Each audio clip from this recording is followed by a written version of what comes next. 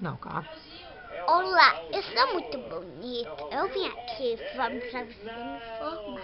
Eu sou linda, fofinha. Eu tenho um novo visual. Quero ver? Eu tenho 4 aninhos. Meu nome é Sandra. Eu tenho um pose bem bonito. Quer que eu mostre pra vocês?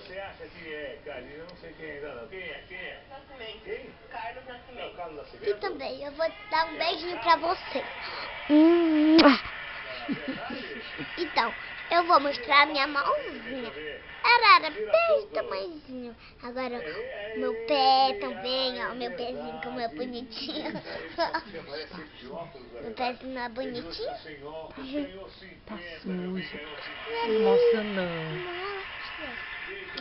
É bonitinho. Mas mesmo não quero não.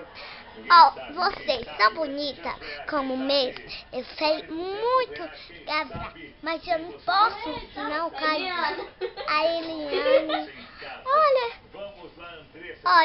veja, olha a Eliana, como é fofinha. Não, mostra o telefone. Olá, você é muito linda. Vocês querem ver minha saia como é linda? Ela é lilás. A minha irmã gosta dessa cor lilás. Olha. E você, que cor gosta? Rosa e lilás.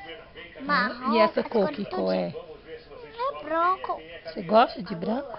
Muito eu gosto, mas não presta.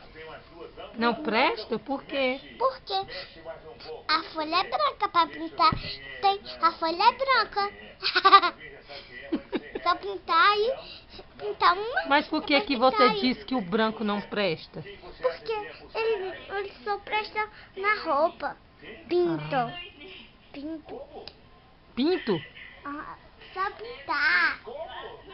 Só pintar. Pois dá tchau, pessoal. Tchau. Tchau. E ainda, Beijo. beijo. E também eu Beijo, quero vai. um beijo. Solta um beijo aqui. Ô, bico lindo, mamãe. Fofo, chega. Chega, dá tchau. Tchau.